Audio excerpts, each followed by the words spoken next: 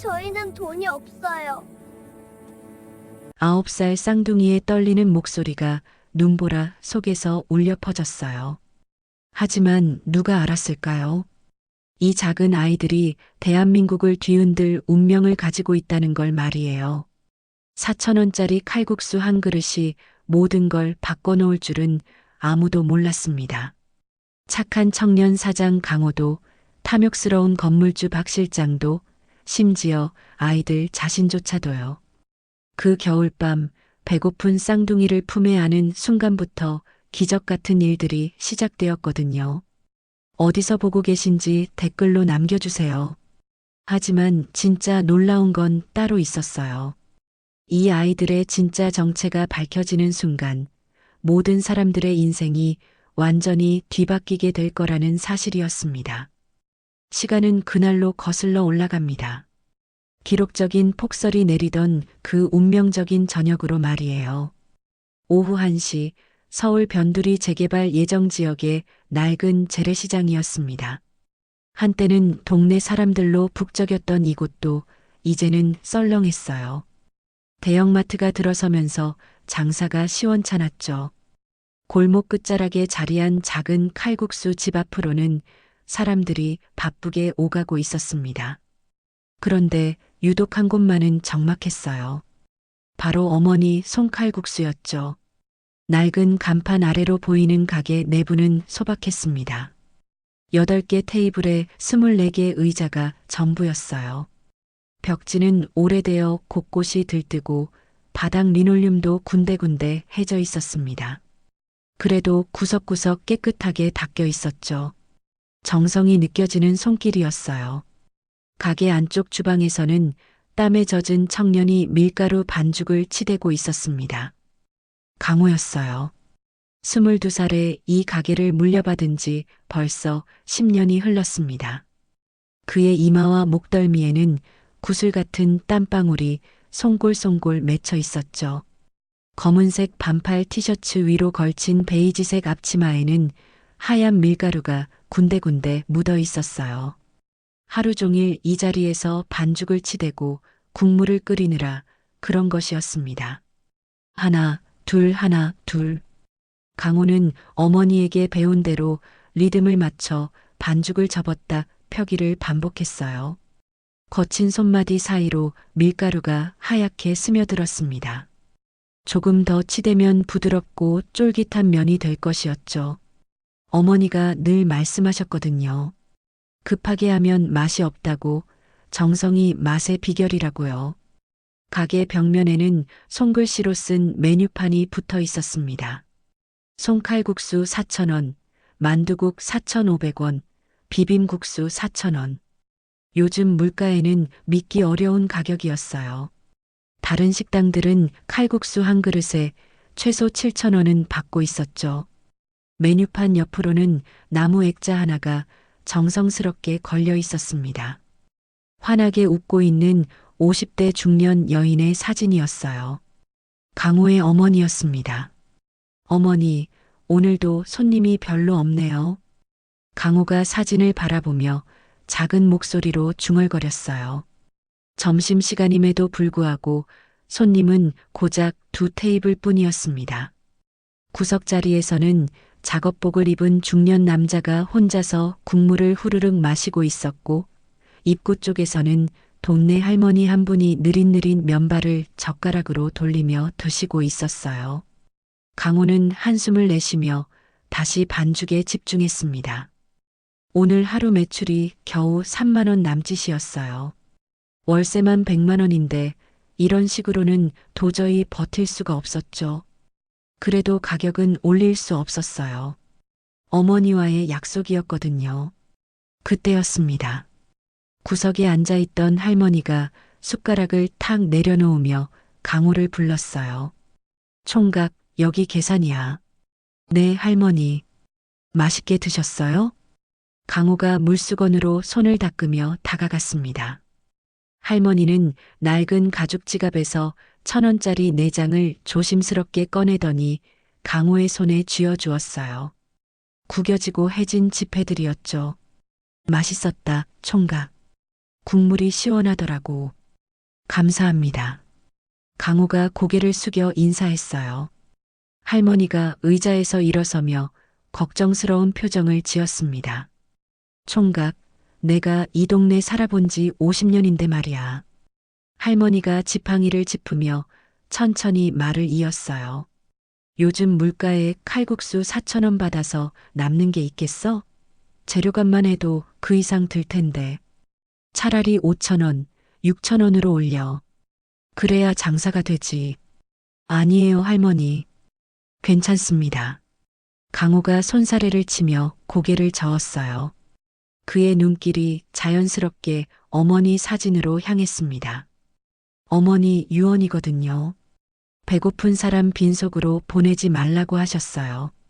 어려운 분들도 와서 따뜻하게 한 끼 드시고 가시라고요. 할머니의 눈가에 짠함이 스쳤어요. 요즘 같은 세상에 이런 청년이 있다니 신기하면서도 안쓰러웠습니다.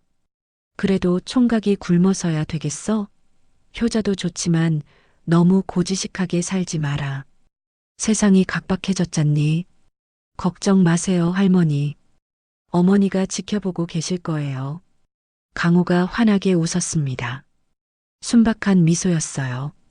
할머니는 안쓰러운 표정을 감추지 못하며 가게를 나섰습니다. 문이 닫히자 다시 정적이 흘렀어요. 강호는 빈 그릇을 치우며 테이블을 깨끗하게 닦았습니다. 그러고는 다시 어머니 사진을 올려다보았어요. 사진 속 어머니는 늘 그 자리에서 환하게 웃고 계셨습니다. 강호가 힘들 때마다 용기를 주는 미소였죠. 바로 그때였어요. 가게 문이 거칠게 열렸습니다. 쿵 하는 소리와 함께 차가운 바람이 몰려들었어요. 한 남자가 성큼성큼 들어섰습니다. 40대 중반쯤 되어 보이는 남자였어요. 살이 제법 찐 체형에 기름기가 흐르는 얼굴이었습니다. 가루로 찢어진 눈매가 뱀처럼 음험해 보였죠. 은갈치색 정장을 입고 있었는데 몸에 꽉 끼는 게 영 어울리지 않았어요. 체형에 비해 작은 사이즈를 억지로 입은 듯 했습니다. 목에는 굵은 금목걸이가 번쩍번쩍 빛났어요. 머리는 무스를 발라 올백으로 넘겼는데 기름기 때문에 번들거렸습니다. 박 실장이었어요.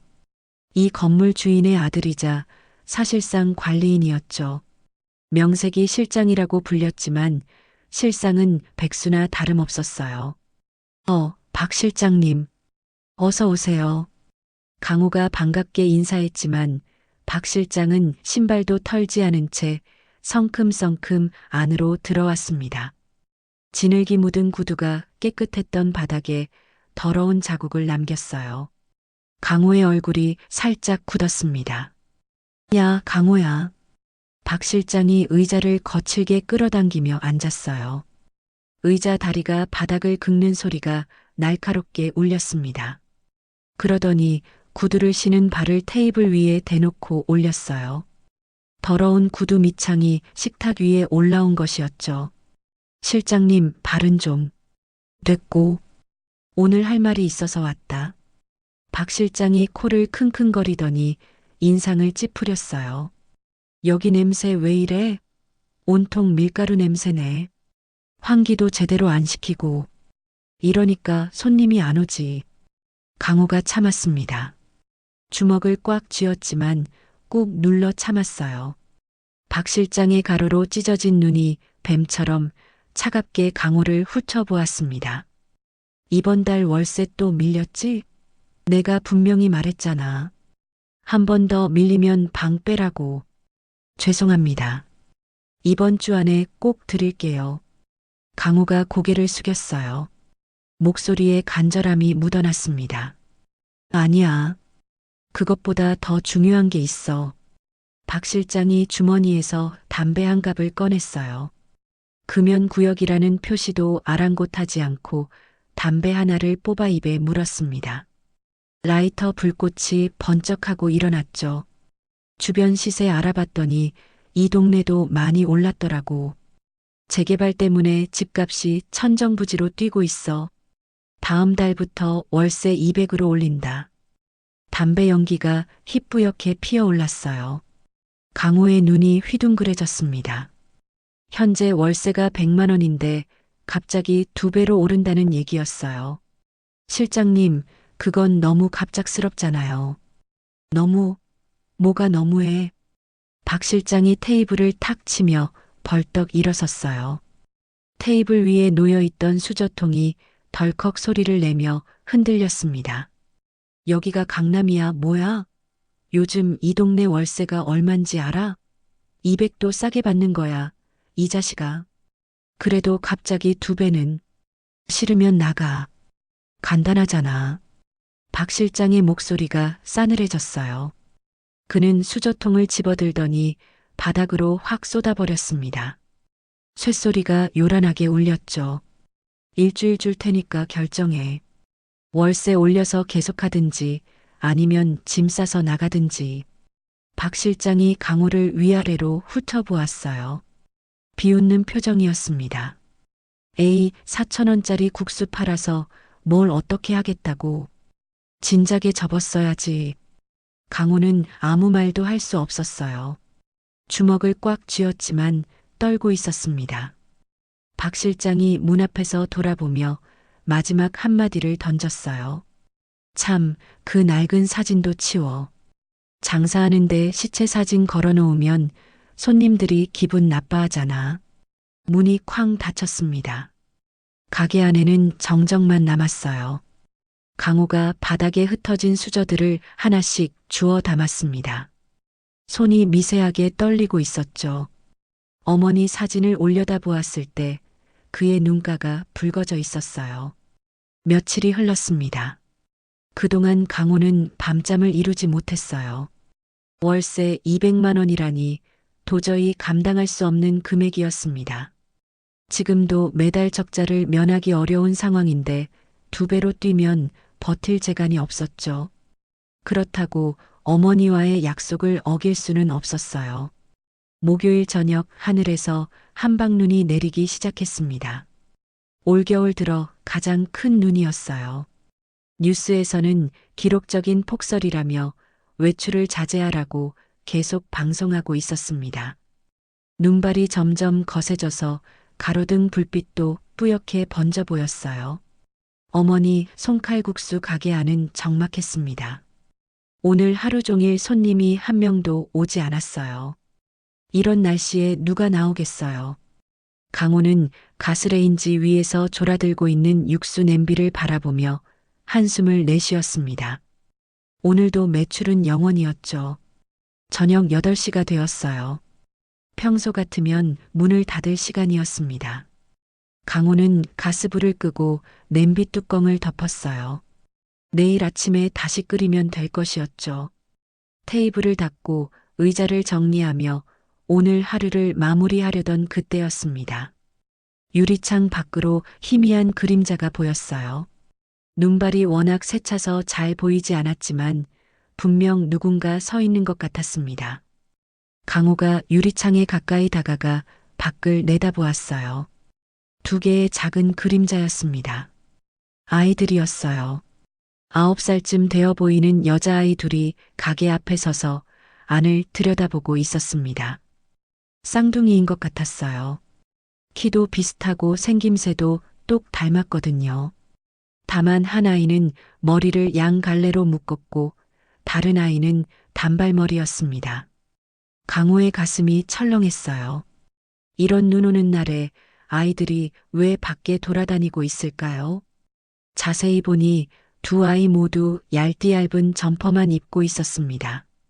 분홍색과 노란색이었는데 색이 바래고 군데군데 때가 탄 게 낡은 티가 역력했어요. 사이즈도 맞지 않아서 소매를 접어 입고 있었습니다. 더 안쓰러운 건 신발이었어요. 운동화가 완전히 젖어서 발가락 부분까지 물이 스며들어 있는 게 보였습니다. 2 아이의 입술은 추위에 파랗게 질려 있었어요. 양볼과 코끝도 빨갛게 얼어 있었습니다. 아이들은 가게 안에 김이 모락모락 나는 육수 냄비를 바라보고 있었어요. 배가 고픈지 계속 입술을 핥았습니다.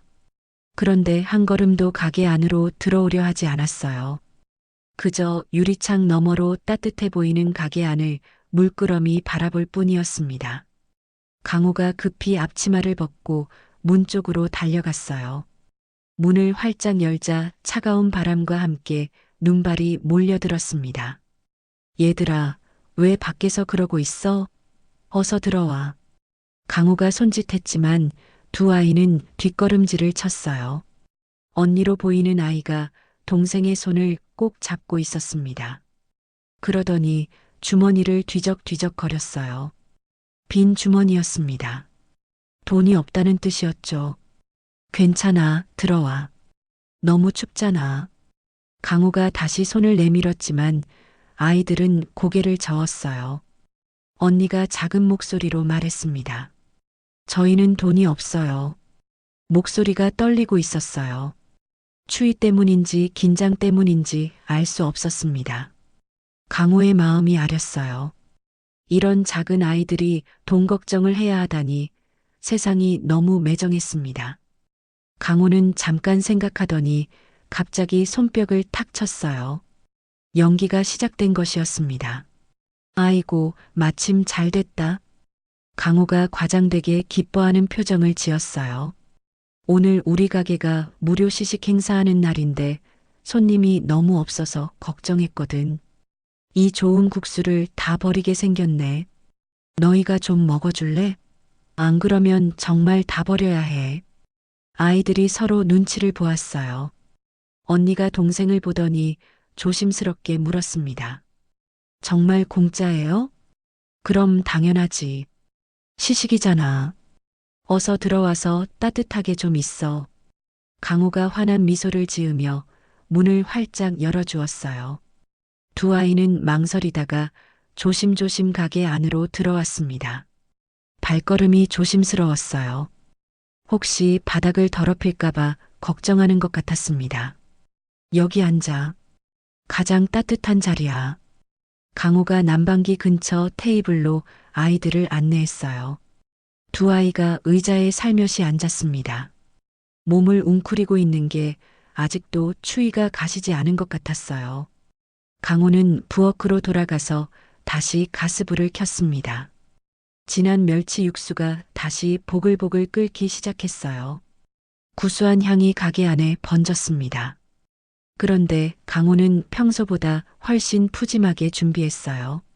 면도 2그릇 분량을 넣고 대파와 애호박도 듬뿍 썰어 넣었습니다. 잠깐만 금방 해줄게. 강호가 뒤돌아보며 말했어요. 두 아이는 고개를 까딱했습니다. 그런데 여전히 조심스러워했어요. 마치 꿈인 것 같아서 깨지 않을까봐 걱정하는 표정이었습니다. 육수에서는 깊고 진한 맛이 우러나기 시작했어요. 멸치와 다시마로 우린 국물에 닭뼈까지 우려낸 진한 맛이 가게 안에 번졌습니다. 두 아이의 배에서 꼬르륵 소리가 났어요. 언니가 당황해서 배를 감쌌습니다. 배고프지? 조금만 더 기다려. 강호가 웃으며 말했어요. 그런데 강호는 거기서 멈추지 않았습니다. 냉장고에서 돼지고기 수육을 꺼내더니 도마 위에 올렸어요. 이건 한 접시에 15,000원 하는 비싼 메뉴였습니다. 칼로 정성스럽게 썰기 시작했어요. 두 아이가 눈을 동그랗게 뜨고 바라보았어요. 고기 냄새가 솔솔 풍겨왔거든요. 언니가 동생의 귀에 대고 작은 소리로 속삭였습니다. 은수야, 우리 꿈꾸는 거 아니지? 언니, 나도 모르겠어. 은수라는 이름의 동생이 언니 소매를 꼭 잡으며 대답했어요. 그러면 언니는 은지인 것 같았습니다. 드디어 칼국수가 완성되었어요. 강호가 뜨거운 그릇 2개를 조심스럽게 들고 왔습니다. 투박하지만 정성이 담긴 면발과 각종 야채들이 예쁘게 떠 있었어요. 수육도 접시에 가득 담아서 함께 내왔습니다. 자, 많이 먹어. 뜨거우니까 후후 불어서 먹고. 강호가 숟가락과 젓가락을 정성스럽게 닦아서 아이들 앞에 놓아주었어요. 은지와 은수는 믿을 수 없다는 표정으로 음식을 바라보았습니다. 정말 먹어도 돼요? 은지가 다시 한번 확인했어요. 당연하지. 시식이라니까. 어서 먹어, 식기 전에. 두 아이가 조심스럽게 숟가락을 들었어요. 그리고는 뜨거운 국물을 한 모금 떠서 입에 넣었습니다. 그 순간 두 아이의 표정이 환하게 밝아졌어요. 와, 진짜 맛있다. 은수가 감탄했습니다. 은지도 눈을 반짝이며 고개를 끄덕였어요. 그러더니 두 아이는 허겁지겁 국수를 먹기 시작했습니다.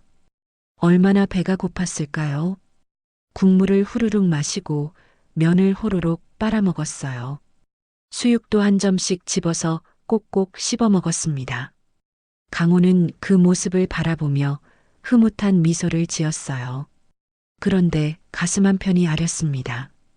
이런 어린아이들이 이 추운 날씨에 배를 굶고 다녀야 한다니 너무 마음이 아팠어요. 두 아이가 정신없이 먹는 동안 강호는 부엌 뒤편으로 돌아갔습니다. 아이들 보이지 않는 곳에서 눈물이 핑 돌았어요. 어머니가 살아계셨다면 이런 아이들을 보고 뭐라고 하셨을까요? 분명 더 많이 챙겨주라고 하셨을 거예요. 강호가 다시 돌아왔을 때 두 아이는 거의 다 먹어가고 있었어요. 그릇이 말끔하게 비워져 있었습니다. 국물 한 방울도 남기지 않았어요. 맛있었어? 네, 정말 맛있었어요. 은지와 은수가 동시에 대답했어요. 볼에 홍조가 돌면서 한결 건강해 보였습니다. 고맙습니다. 두 아이가 정중하게 인사했어요. 강호의 마음이 더욱 아렸습니다. 어른들도 요즘 인사성이 부족한데 이런 어린아이들이 이렇게 예의 바르다니요. 밖에서는 여전히 눈이 펄펄 내리고 있었어요. 두 아이는 일어날 기미를 보이지 않았습니다. 밖이 너무 추워서 그런 것 같았어요. 집이 어디야? 이 추운데 집에 가야지. 강호가 걱정스럽게 물었어요. 은지가 대답했습니다. 저희는 괜찮아요. 조금 더 있다가 갈게요. 아이들 목소리에는 어딘가 그림자가 드리워져 있었어요. 집에 가기 싫어하는 것 같았습니다. 강호는 더 이상 묻지 않았어요. 아이들 나름대로 사정이 있을 것이었죠. 두 아이가 그릇을 깨끗이 비운 후 한동안 조용히 앉아 있었어요. 밖에서는 여전히 눈이 펄펄 내리고 있었습니다. 가게 안은 따뜻했지만 두 아이는 언제 나가야 할지 몰라 눈치를 보고 있었죠. 강호는 그런 아이들을 보며 마음이 아팠어요. 그때였습니다. 언니인 은지가 조심스럽게 주머니에 손을 넣더니 뭔가를 꺼냈어요. 꼬깃꼬깃하게 접힌 종이 뭉치였습니다. 아이의 작은 손으로 정성스럽게 접은 티가 역력했어요. 아저씨, 은지가 작은 목소리로 강호를 불렀어요. 목소리에 떨림이 있었습니다. 왜 그래? 강호가 부드럽게 대답했어요. 은지가 종이를 테이블 위에 조심스럽게 올렸습니다. 저희가 돈이 없어서요. 대신 이거 드릴게요. 종이를 펼쳐보니 삐뚤빼뚤한 글씨로 뭔가 적혀 있었어요. 아이가 직접 쓴 것이 분명했습니다. 연필로 꾹꾹 눌러 쓴 글씨였죠. 어깨 안마 쿠폰 10회, 심부름 쿠폰 5회, 유효기간 영원히, 사용자 칼국수집 아저씨. 강호의 가슴이 뭉클해졌어요. 9살짜리 아이가 이런 생각을 했다는 게 놀라우면서도 안쓰러웠습니다. 글씨는 서툴렀지만 정성만큼은 가득했어요. 이게 뭐야? 저희가 할 수 있는 거예요. 은수는 심부름을 잘하고 저는 엄마 어깨 주물러 드리는 걸 잘해요. 은지가 자신 있게 대답했어요. 그러더니 작은 손으로 강호의 어깨를 톡톡 두드려 보였습니다. 이렇게요. 시원하죠? 그래, 시원하다. 강호가 놀란 척 대답했어요. 실제로는 아이의 순수함에 마음이 벅찼습니다. 이런 작은 아이가 무엇으로든 갚으려고 하는 마음이 얼마나 소중한지 몰랐어요. 은수도 옆에서 고개를 끄덕였어요. 저는 빨래 널기도 할 수 있고 쓰레기 버리는 것도 잘해요. 언니보다 다리가 빨라서 심부름은 제가 더 잘해요. 너 왜 자꾸 자랑해? 은지가 동생을 툭 쳤어요. 그러자 은수가 혀를 살짝 내밀었습니다. 자매 사이의 정겨운 모습이었어요. 강호는 쿠폰을 소중하게 접어서 앞치마 주머니에 넣었어요. 고마워. 이거 정말 소중하게 간직할게. 정말요? 버리지 않을 거예요? 은지가 눈을 반짝이며 물었어요. 당연하지. 이런 귀한 쿠폰을 어떻게 버려. 두 아이의 얼굴이 환해졌어요. 그런데 잠시 후 은수가 망설이는 표정을 지었습니다. 뭔가 말하고 싶어 하는 것 같았어요. 언니 소매를 잡아당겼죠. 언니, 왜? 그거 물어봐도 될까? 은지가 고개를 갸웃거렸어요. 그러다가 은수의 표정을 보더니 무언가 깨달은 듯 했습니다. 두 자매가 서로 눈빛을 주고받았어요. 아저씨, 은수가 조심스럽게 입을 열었어요. 목소리가 한층 더 작아졌습니다. 저기, 혹시 부탁 하나만 더 드려도 될까요? 뭔데? 강호가 고개를 끄덕였어요. 은수가 손가락을 꼼지락거리며 말했습니다. 남은 국물 조금만 비닐봉지에 싸주시면 안 돼요?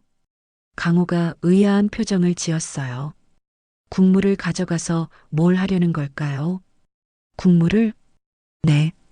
엄마가 많이 아파서 며칠째 아무것도 못 드셨거든요. 은수의 목소리가 점점 더 작아졌어요. 눈가에 눈물이 맺히기 시작했습니다.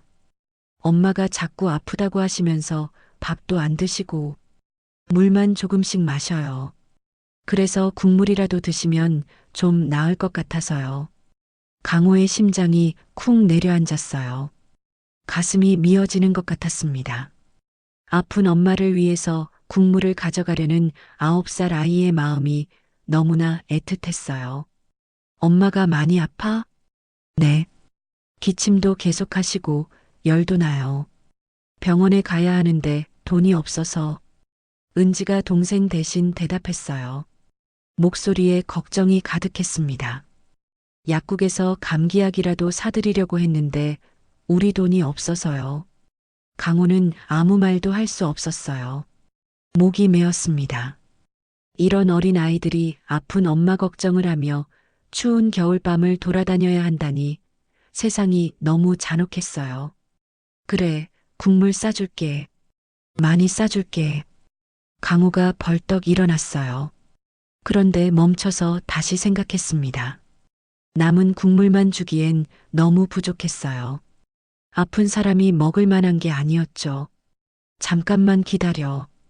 강호가 부엌으로 달려갔어요.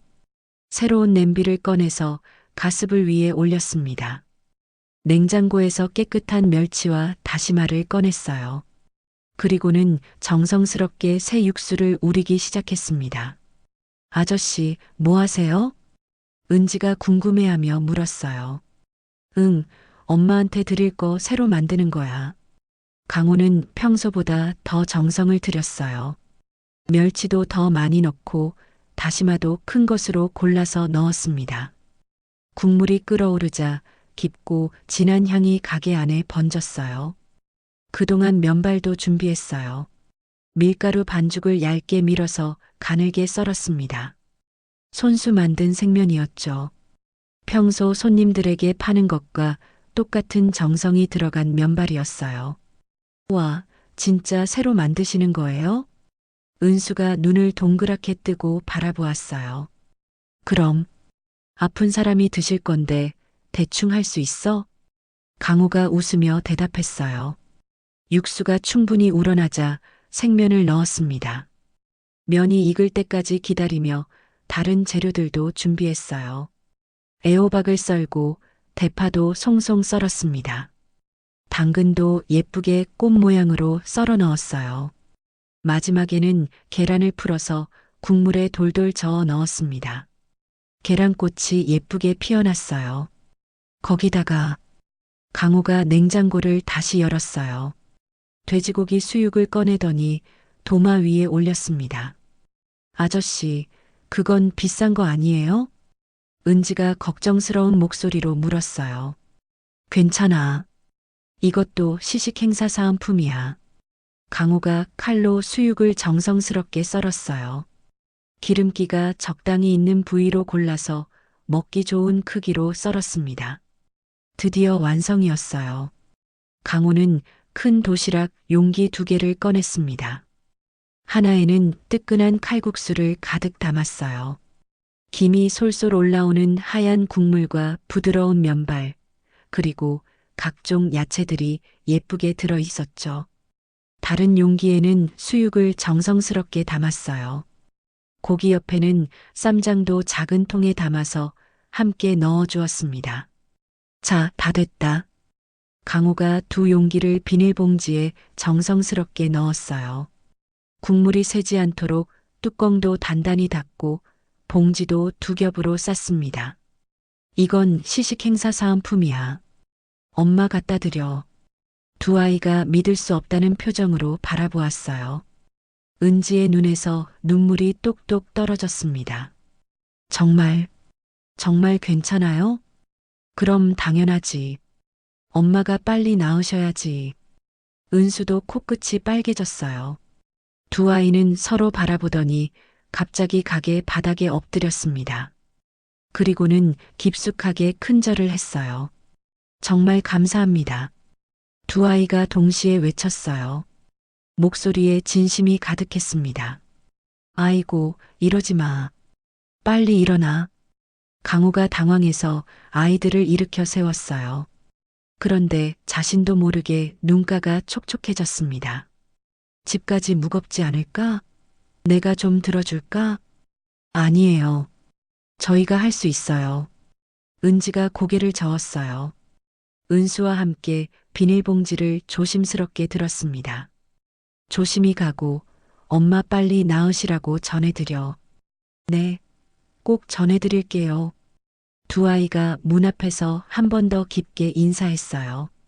그리고는 눈 내리는 거리로 뛰어나갔습니다.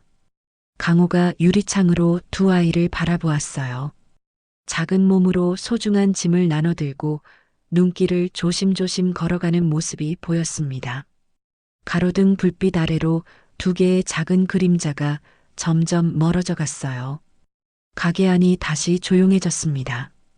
강호는 빈 테이블을 바라보며 깊은 숨을 내쉬었어요. 오늘 매출은 0원이었지만 마음만큼은 따뜻했습니다. 어머니가 살아계셨다면 분명 기뻐하셨을 거예요. 벽에 걸린 어머니 사진을 바라보았어요. 어머니가 더욱 환하게 웃고 있는 것 같았습니다. 그런데 강호는 몰랐어요. 2 아이가 집에 도착해서 엄마에게 따뜻한 국물을 드릴 때 기적 같은 일이 일어날 거라는 걸 말이에요. 다음 날 아침 강호는 평소보다 일찍 가게를 열었어요. 어젯밤 쌍둥이들 생각에 잠이 오지 않았거든요. 아픈 어머니와 함께 살고 있는 그 어린 자매들이 자꾸만 마음에 걸렸습니다. 혹시 엄마가 많이 아프시면 어떻게 하나 걱정이 끝이 없었어요. 오전 10시쯤이었을까요? 강호가 오늘도 한산할 가게를 정리하고 있는데 시장 입구 쪽에서 웅성웅성하는 소리가 들려왔습니다. 평소와는 다른 분위기였어요. 뭔가 특별한 일이 일어나고 있는 것 같았죠. 호기심이 생긴 강호가 가게 문을 열고 밖을 내다보았어요. 시장 입구 쪽으로 사람들이 모여들고 있었습니다. 뭔가를 구경하는 것 같았어요. 강호는 앞치마를 정리하고 그쪽으로 걸어갔습니다. 가까이 가서 보니 놀라운 광경이 펼쳐져 있었어요. 바로 어젯밤 만났던 쌍둥이 은지와 은수가 시장 입구에 나란히 서 있는 것이었습니다. 토요일이니까 학교는 없었지만 이렇게 일찍부터 왜 여기에 있는 걸까요? 더 놀라운 건 아이들이 손에 들고 있는 것이었어요. 스케치북이었습니다. A4 크기의 하얀 스케치북에 크레파스로 뭔가를 그려놓았더군요. 은지가 들고 있는 스케치북에는 노란색과 빨간색으로 그린 국수 그릇이 그려져 있었어요. 김이 모락모락 올라오는 모습까지 표현해 놨더라고요. 그 아래쪽에는 삐뚤빼뚤하지만 정성스러운 글씨가 적혀 있었습니다. 우리 아저씨 국수는 세상에서 제일 맛있어요. 제발 먹어주세요. 은수가 들고 있는 스케치북에는 가게 모습을 그려놓았어요. 어머니 손칼국수라는 간판과 웃고 있는 사람 그림이 그려져 있었습니다. 아마 강호를 그린 것 같았어요. 4,000원밖에 안 해요. 아저씨가 착해요. 아이들은 지나가는 사람들에게 깍듯하게 인사를 했어요. 허리를 구부려 큰절을 하며 말이에요. 안녕하세요. 저기 칼국수집 가보세요. 맛있어요. 정말 맛있어요. 지나가던 아주머니 한 분이 발걸음을 멈췄어요. 아이들의 모습이 너무 기특해 보였나 봅니다. 어머, 너희가 왜 여기서 이러고 있니?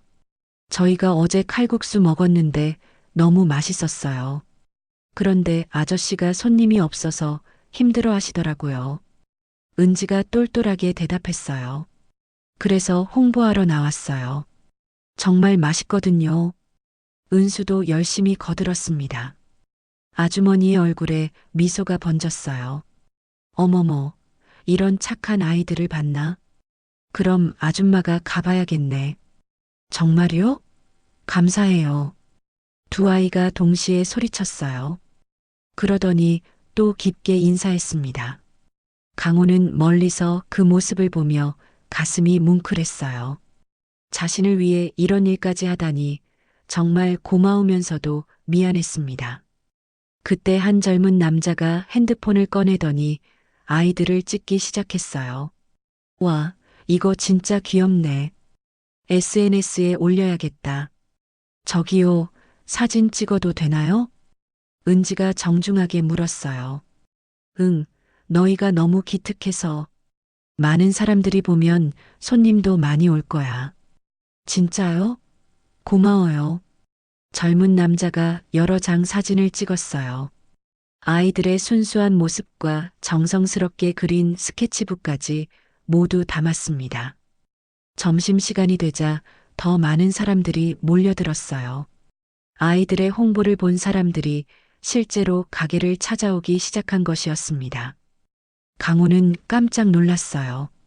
평소 한두 테이블 정도 차던 가게에 손님들이 줄을 서기 시작했거든요. 여기가 그 4,000원 칼국수 집이야? 아이고, 정말 4,000원이네. 요즘 세상에 이런 곳이 있다니. 아까 그 쌍둥이들이 홍보하던 곳이지? 너무 기특하더라. 손님들이 하나둘 들어오기 시작했어요.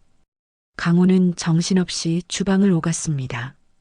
육수를 끓이고 면을 삶고 야채를 썰어 넣느라 땀이 비 오듯 흘렸어요. 사장님, 여기 칼국수 5그릇이요.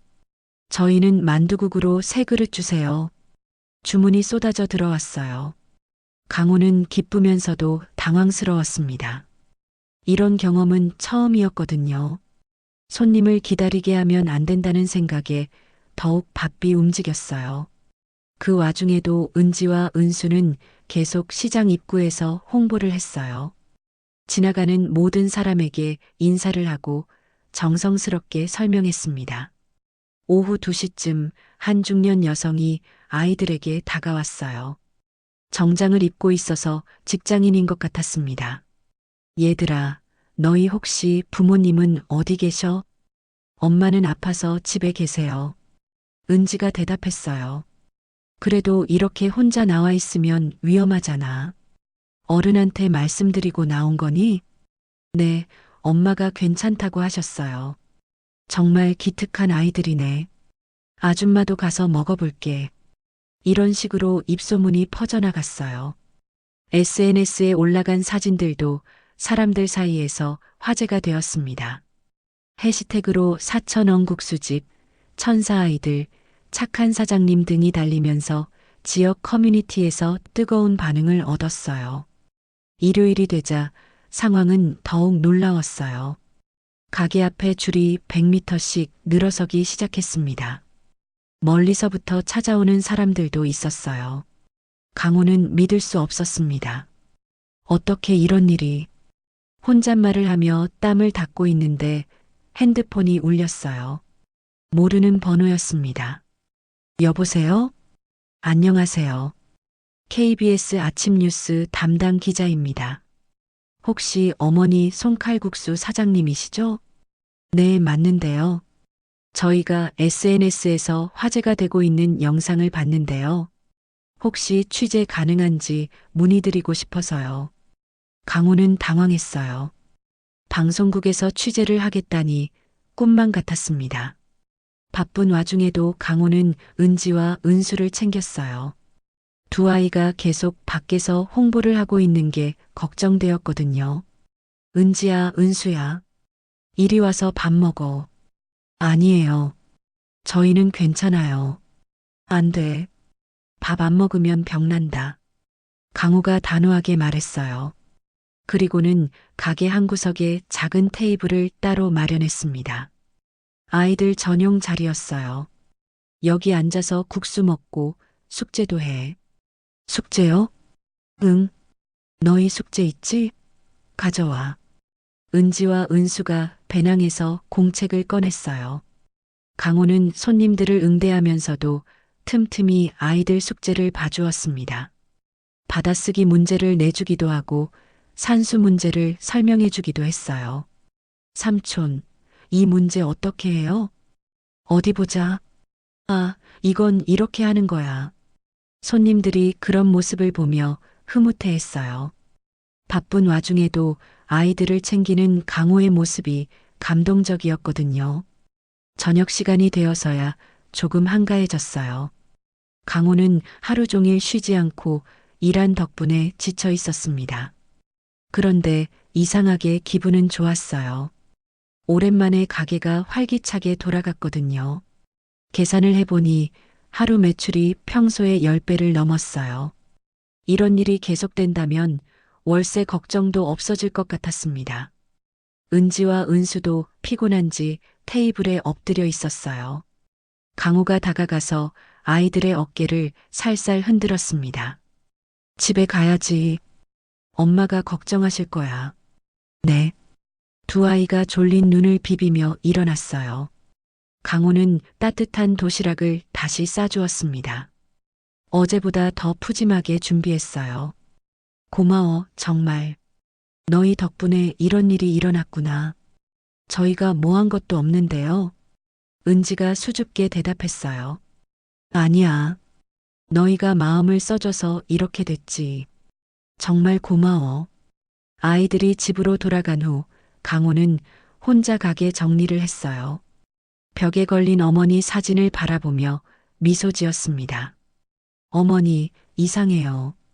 갑자기 이렇게 손님이 많이 오다니. 사진 속 어머니는 여전히 환하게 웃고 계셨어요.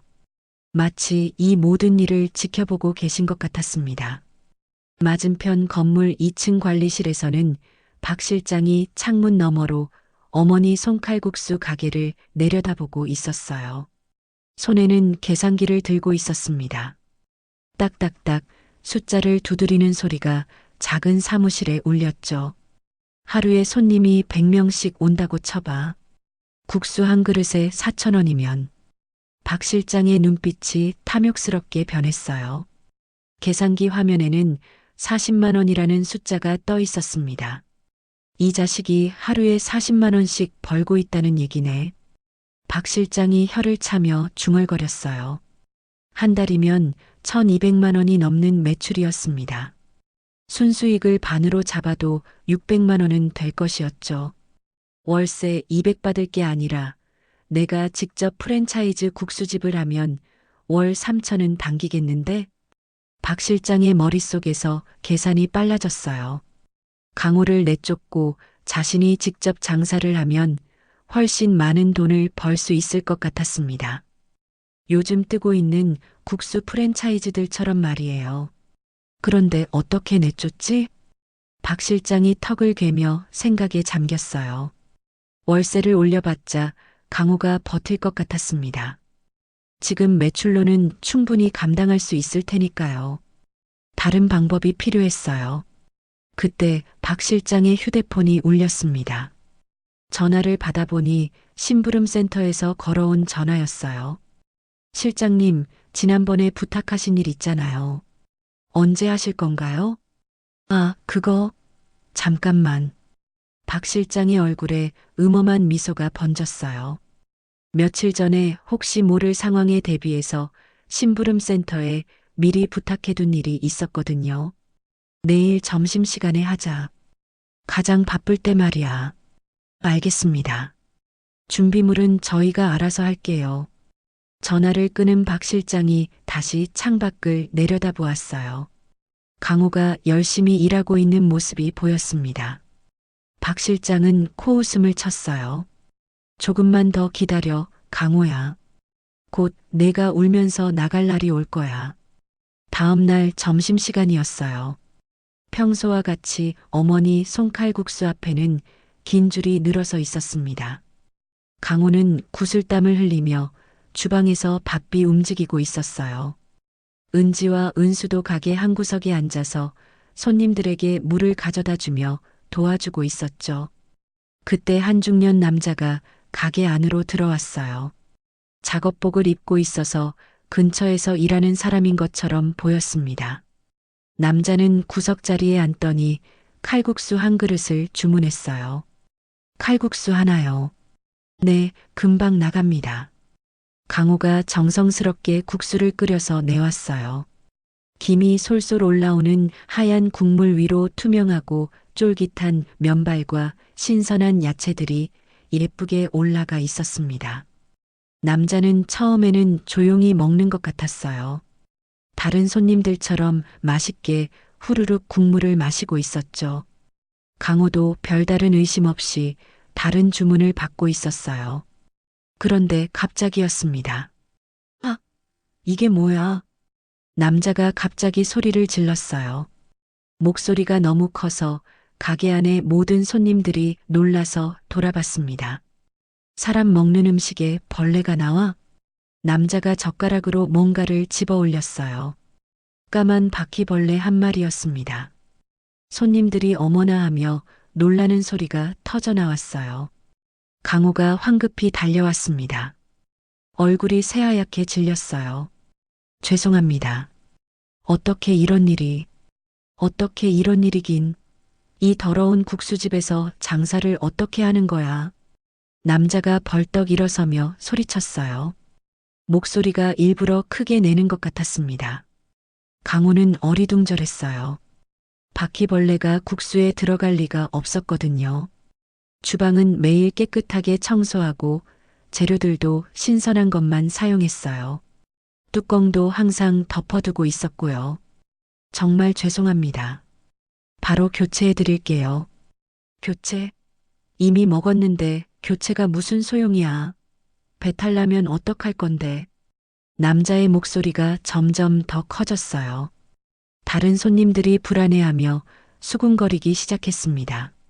어머, 정말 더럽네. 이런 데서 어떻게 먹어. 우리 나가자. 손님들이 하나둘 일어나기 시작했어요.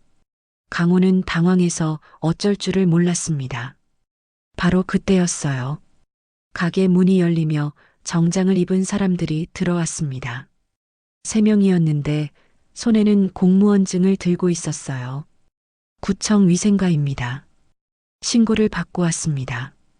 강호의 가슴이 철렁 내려앉았어요. 어떻게 이렇게 빨리 올 수 있을까요? 마치 미리 대기하고 있었던 것 같았어요. 신고요? 음식에서 벌레가 나왔다는 신고 받았습니다. 위생 점검하겠습니다. 위생과 직원들이 주방으로 들어가기 시작했어요.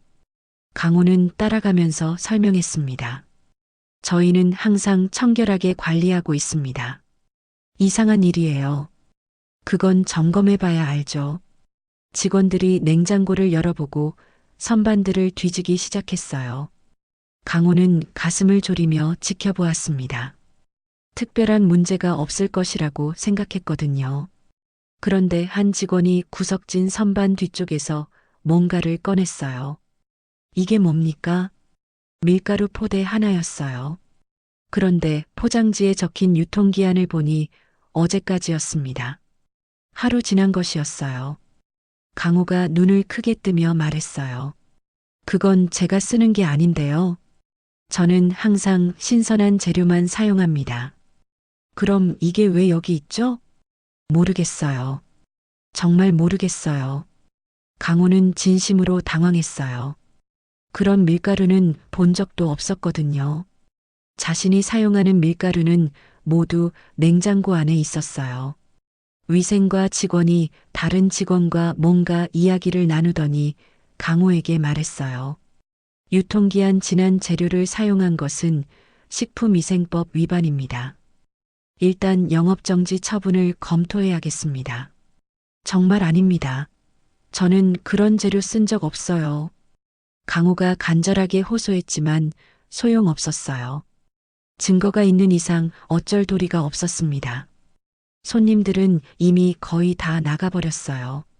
바퀴벌레를 신고한 남자도 언제 사라졌는지 보이지 않았습니다.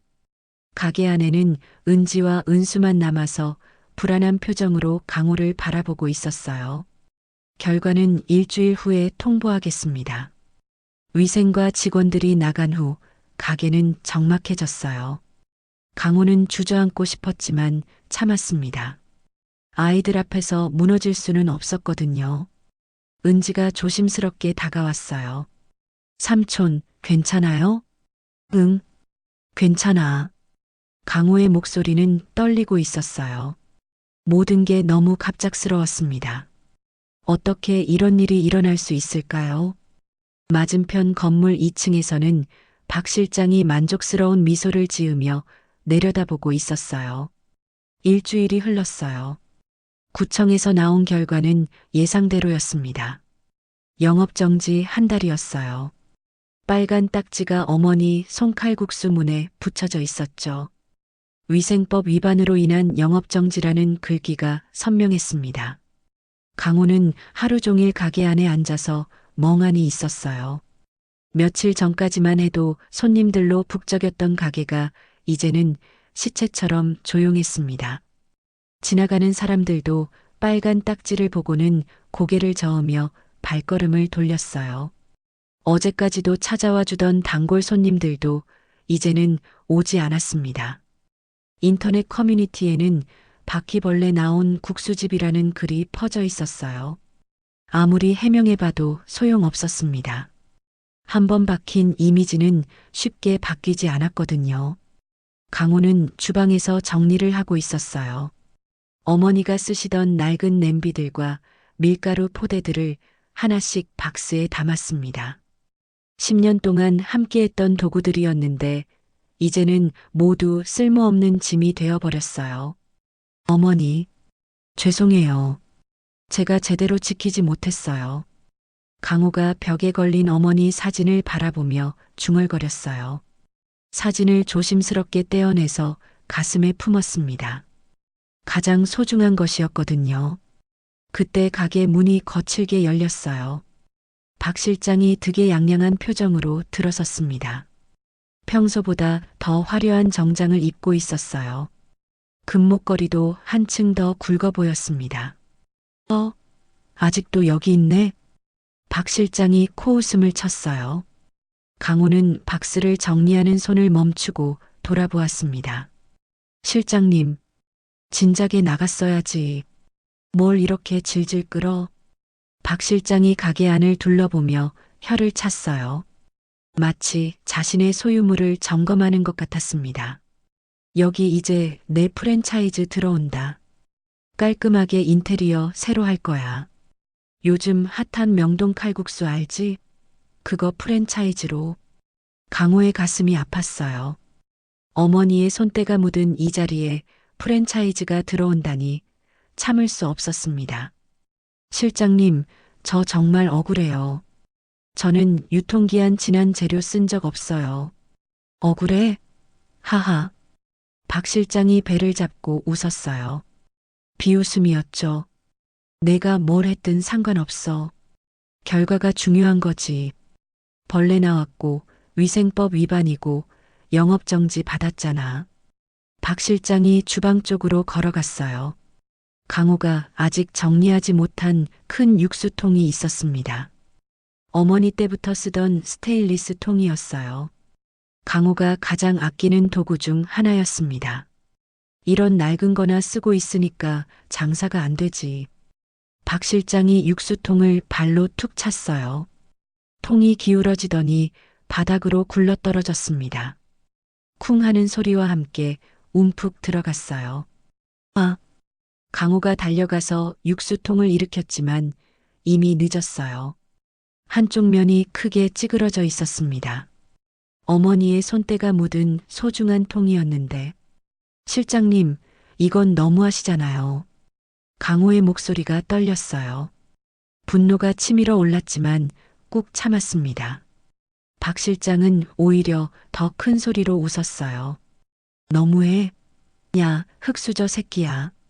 박 실장의 말투가 갑자기 험악해졌어요. 가루로 찢어진 눈이 뱀처럼 차가웠습니다. 착한 척도 돈 있어야 하는 거야. 4,000원짜리 국수 팔아서 뭘 어떻게 하겠다고? 주제 파악 못하고 설치지 말고 내 건물에서 꺼져. 박 실장이 손가락으로 강호를 찍으며 소리쳤어요. 냄새나니까? 가난한 냄새가. 여기엔 내 프랜차이즈 들어올 거니까 얼씬도 하지 마. 강호는 주먹을 꽉 쥐었어요. 온몸이 떨렸습니다. 어머니를 모독당하는 것 같아서 견딜 수 없었어요. 그런데 참을 수밖에 없었습니다. 힘이 없었거든요. 알겠습니다. 나가겠습니다. 강호가 고개를 숙이며 말했어요. 박 실장이 비웃으며 가게를 나갔습니다. 혼자 남은 강호는 찌그러진 육수통을 바라보며 눈물을 삼켰어요. 정말 모든 게 끝나버린 것 같았습니다. 어머니와의 약속도, 가게도, 모든 꿈도 무너져 버렸어요. 남은 짐들을 박스에 담으며 정리하는데 가게 밖에서 울음소리가 들려왔어요. 아이들 목소리였습니다. 삼촌 가지 마세요. 엉엉. 삼촌. 강호가 급히 밖으로 나가보니 은지와 은수가 가게 앞에서 울고 있었어요. 빨간 영업정지 딱지를 보고 무슨 일인지 알아챈 것 같았습니다. 얘들아. 강호가 무릎을 꿇고 아이들과 눈높이를 맞췄어요. 두 아이의 얼굴이 눈물로 범벅이 되어 있었습니다. 삼촌, 정말 가는 거예요? 은지가 흐느끼며 물었어요. 미안해. 삼촌이 힘이 없어서. 아니에요. 삼촌은 나쁜 사람이 아니에요. 은수가 강호의 소매를 잡고 흔들었어요. 우리가 알아요. 삼촌은 착한 사람이라고요. 강호는 두 아이를 꼭 안아주었어요. 작고 따뜻한 몸이 떨리고 있었습니다. 이 아이들과도 이제 헤어져야 한다니 가슴이 찢어질 것 같았어요. 얘들아, 삼촌 많이 사랑해. 너희 덕분에 힘이 났었어. 강호가 눈물을 참으며 말했어요. 할아버지한테 잘해드리고 공부도 열심히 해야 해. 삼촌도 다른 데서 행복하세요. 은지가 눈물을 닦으며 말했어요. 9살 아이가 할 말이 아니었습니다. 너무 일찍 철이 든 거였죠. 강호가 아이들을 마지막으로 꼭 안아주려고 했을 때였어요. 부릉부릉부릉. 시장 골목 입구에서 웅장한 엔진음이 들려왔어요. 강호와 아이들이 고개를 돌려보았습니다. 골목이 좁아서 큰 차가 들어오기 어려운데 분명히 고급차 소리였어요. 엔진음이 점점 가까워지고 있었습니다. 그리고 잠시 후 골목 모퉁이를 돌아 검은색 대형 세단이 나타났어요. 벤츠였습니다. 그것도 최고급 모델 같아 보였어요. 차체가 햇빛에 반사되어 번쩍거렸습니다.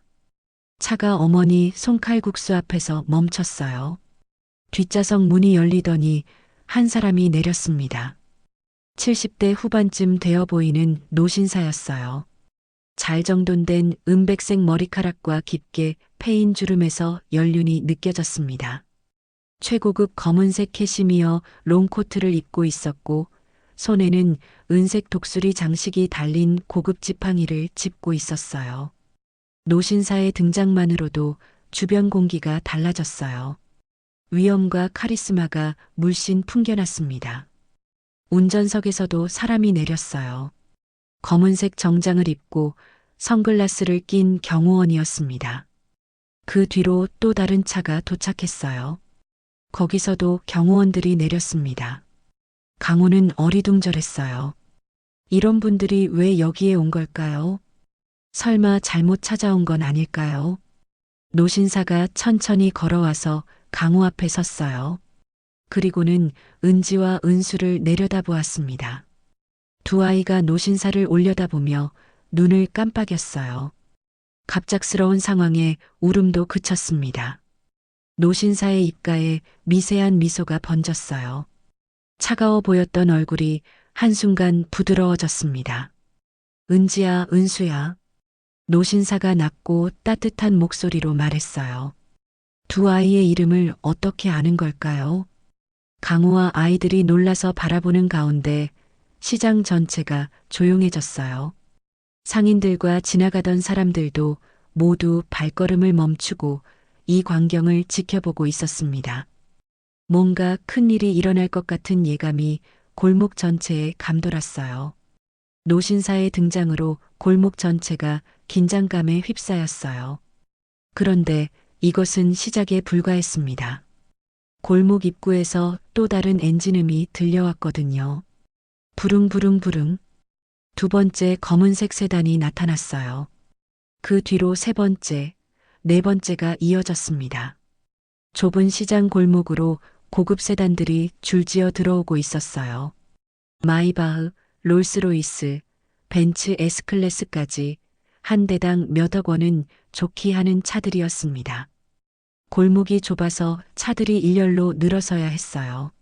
총 10대의 검은색 세단이 어머니 송칼국수 주변을 가득 메웠습니다. 시장 상인들이 하나둘 가게에서 나와 구경하기 시작했어요. 저게 뭐야? 영화 촬영하나? 차값만 해도 수백억은 되겠는데. 웅성거리는 소리가 여기저기서 들려왔어요. 이런 광경은 처음 보는 것이었거든요. 차 문들이 동시에 열렸어요. 검은색 정장을 입고 선글라스를 낀 경호원들이 우르르 내렸습니다. 모두 키가 크고 체격이 좋았어요. 이니어를 끼고 있어서 더욱 전문적으로 보였습니다. 경호원들이 도로 양쪽으로 도열했어요. 총 30명 정도였습니다. 표정은 무표정했고 움직임은 기계적이었어요. 마치 대통령 경호팀 같았습니다. 시장 전체가 숨을 죽이고 지켜보는 가운데 가장 중앙에 있던 차에서 노신사가 천천히 내렸어요. 은색 독수리 장식이 달린 지팡이를 짚고 위엄 있게 걸어왔습니다. 강호는 아직도 상황을 파악하지 못하고 있었어요. 왜 이런 거물급 인사가 여기에 온 건지 전혀 감이 오지 않았습니다.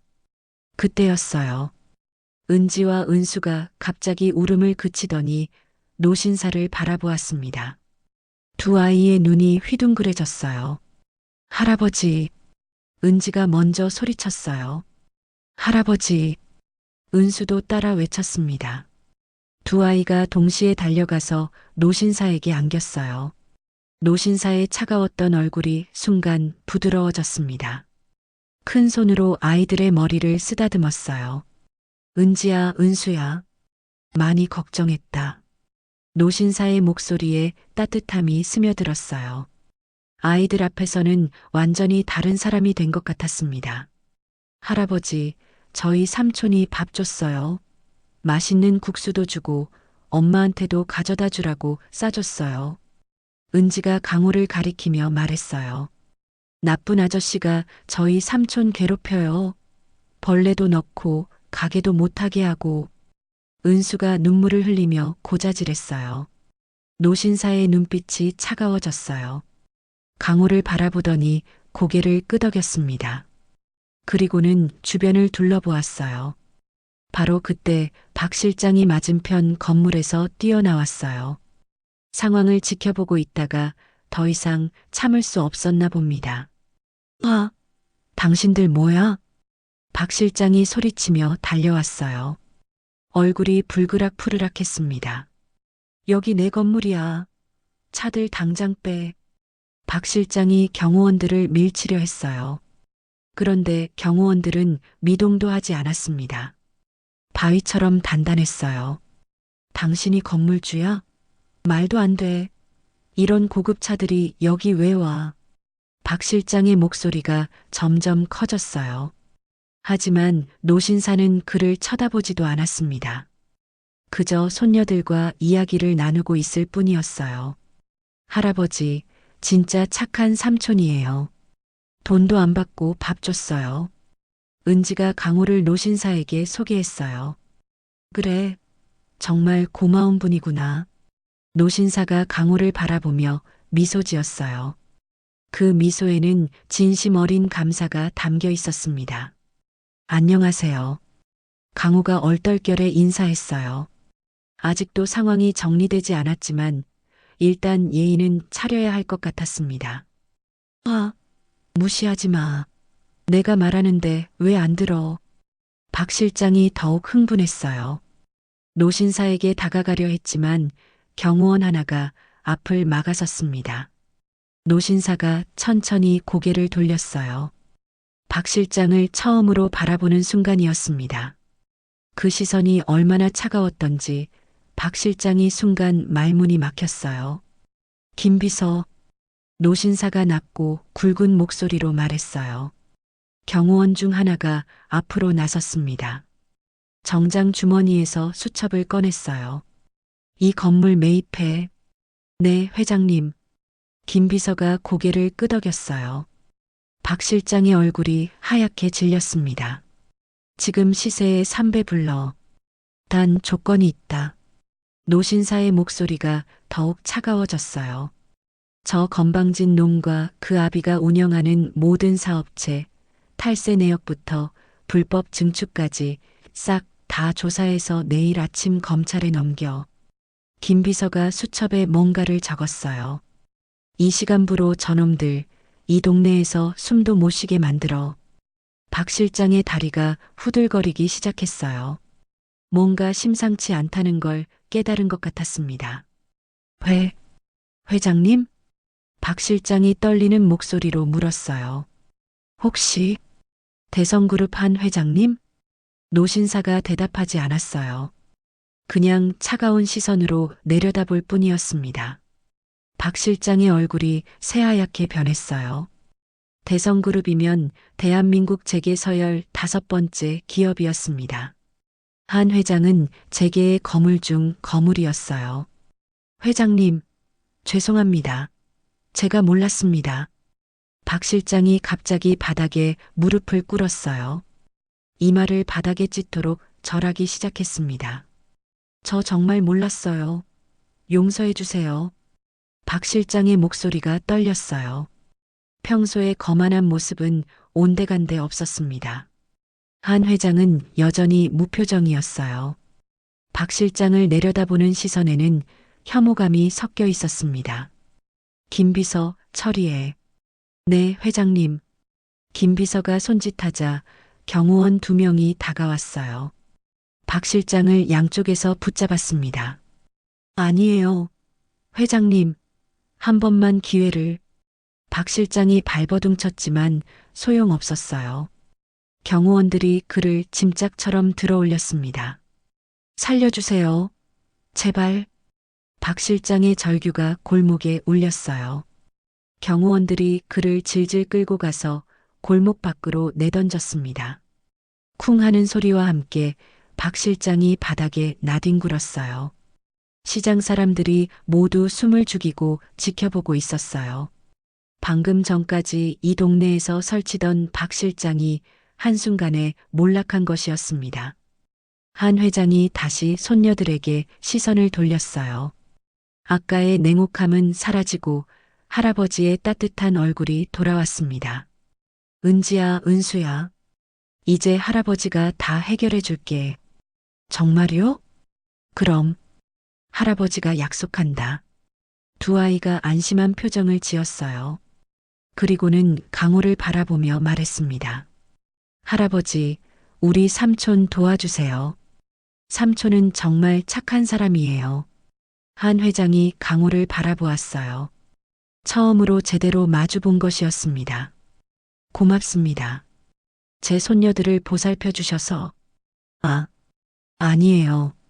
당연한 일을. 강호가 어쩔 줄 몰라 했어요. 상황이 너무 갑작스러웠거든요.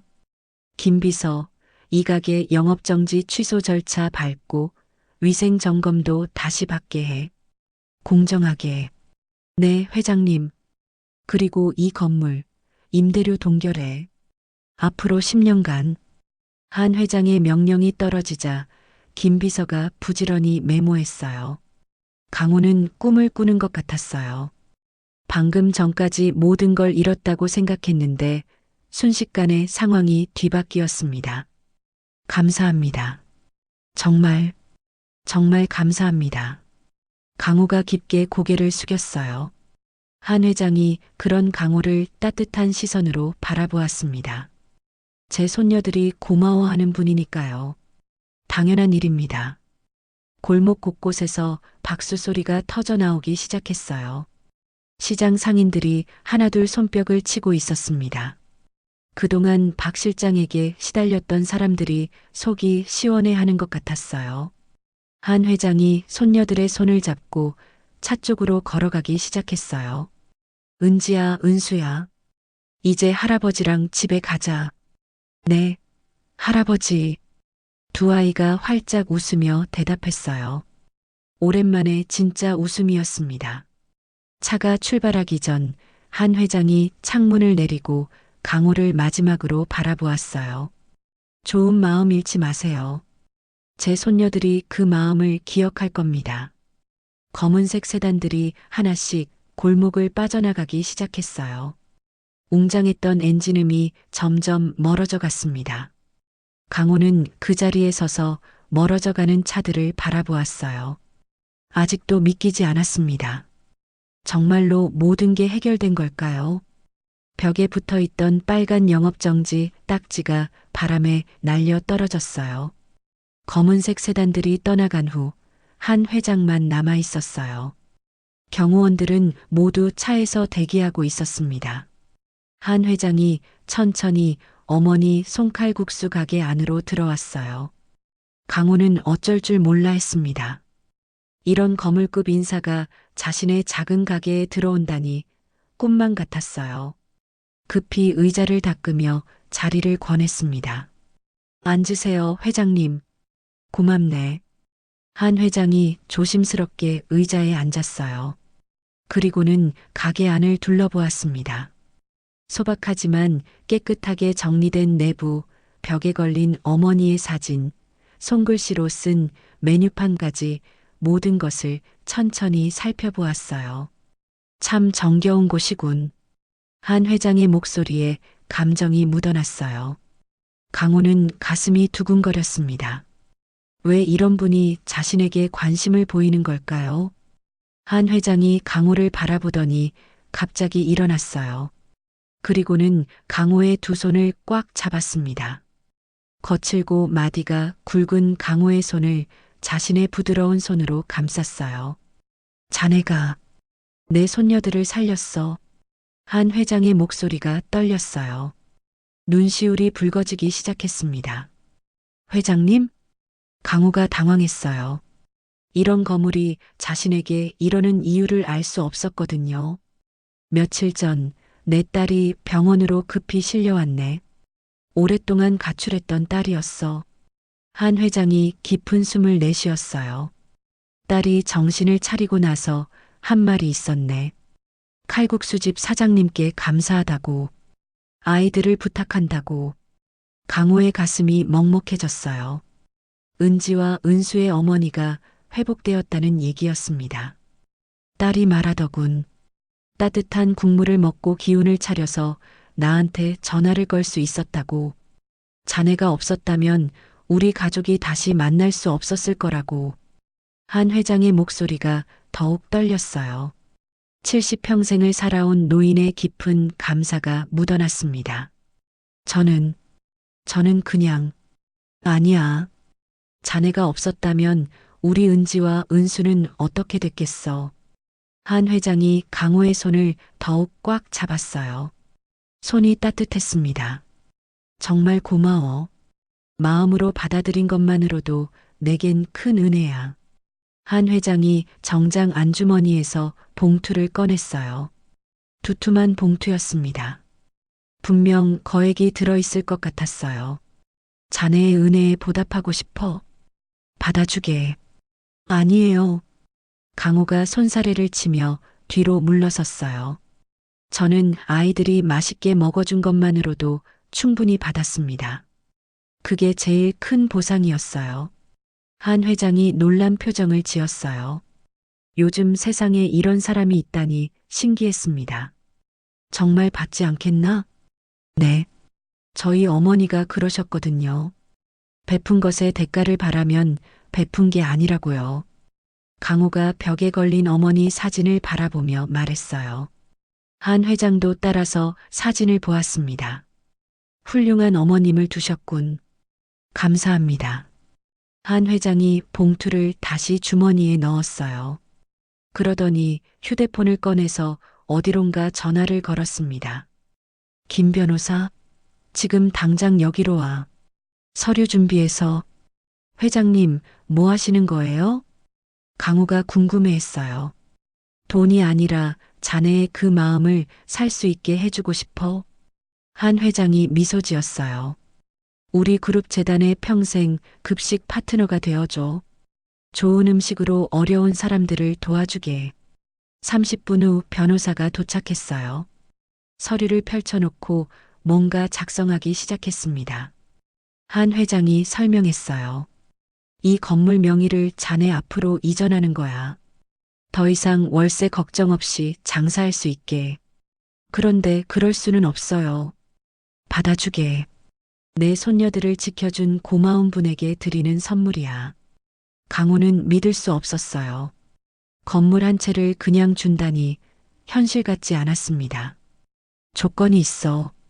가격은 절대 올리지 말게. 4,000원 그대로 유지하는 거야. 네. 그건 당연히요.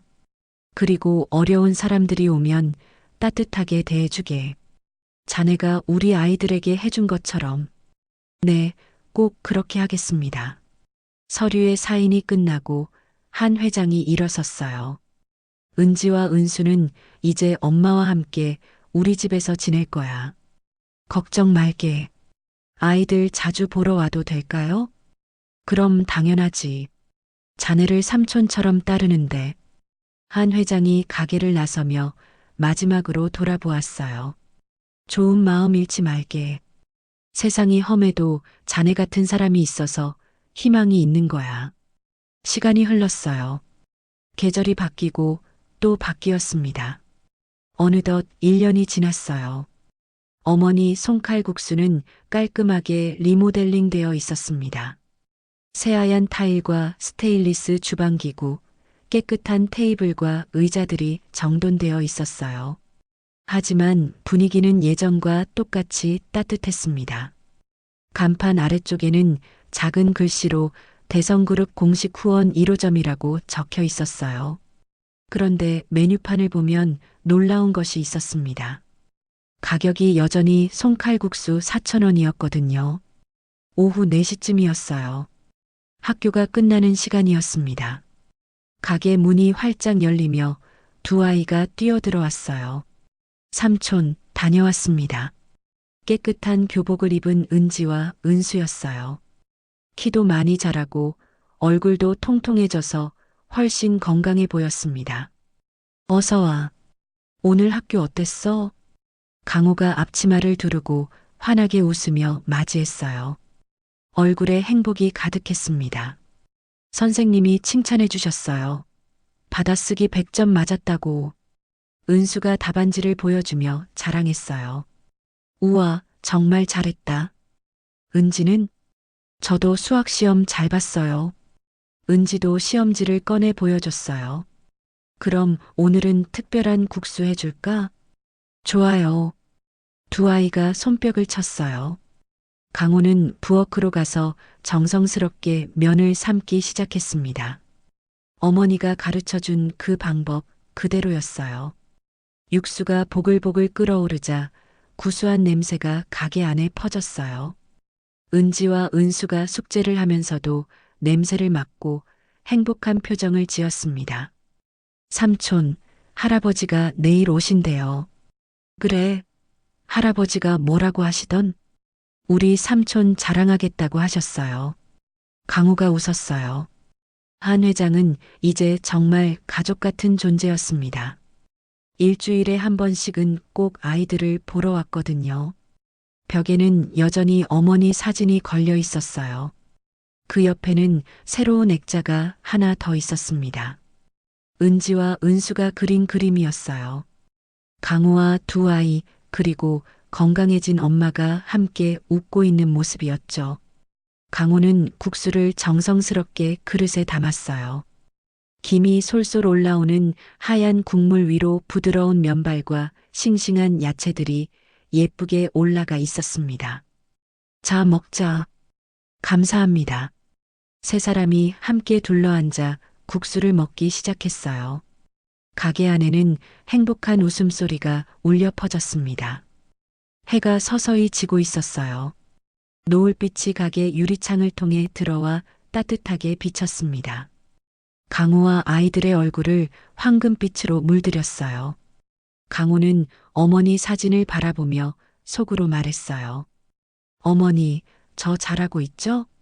사진 속 어머니는 늘 그랬듯 환하게 웃고 계셨습니다. 가게 밖으로는 사람들이 오가고 있었어요. 그 중에는 어머니 손칼국수를 그리워하며 찾아오는 손님들도 있었습니다. 여전히 4,000원의 착한 가격에 변함없는 정성으로 만든 따뜻한 한 끼를 드시러 오는 분들이었어요. 한편 박 실장은 구속되어 재판을 받고 있었습니다. 탈세와 불법 건축 등 여러 혐의로 말이에요. 이제 이 동네에서는 그의 그림자조차 찾아볼 수 없었습니다. 당신이 베푼 작은 친절은 언젠가 반드시 가장 큰 기적으로 돌아옵니다.